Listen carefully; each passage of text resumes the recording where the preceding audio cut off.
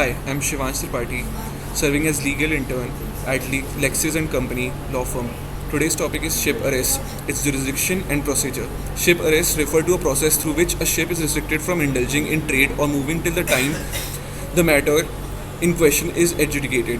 The Admiralty Court are granted exclusive jurisdiction to order for a vessel's detention in order to secure a maritime claim. There are several grounds based on which ship arrest is ordered, such as the loss of life, collision, execution of decree, salvage, and so on.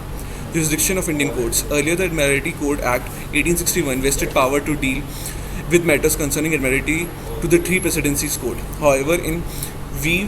Elizabeth versus Harwan Invested and Trading 1993, the Supreme Court expanded the scope of Admiralty jurisdiction in India. It further observed that the High Court are the courts of record having both original and appellate jurisdiction. Moreover, unless it is expressively or impliedly barred or subject to appellate or discretionary jurisdiction of the court, High Court to a large extent have unlimited jurisdiction, including the capability to determine their powers.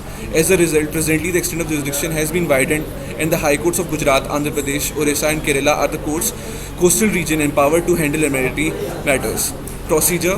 The law regarding vessels arrest in rem is laid under Section 5 of the Admiralty Jurisdiction and Settlement of Maritime Claims Act 2017. Herein, as stipulated by this section, the High Court can order for a vessel's arrest within its specific jurisdiction on a certain mandate grounds, namely that the demise character of vessel hold liability for the claim or claim in regarding ownership, possession, or owner of vessel holds liability for the claim, and so on. Once the warrant for arrest is issued, the vessel owner can either settle the claim or challenge the arrest, post furnishing the security for the claim, and the vessel is allowed to sail. Thank you. If there is any doubt, please mention that in the comment.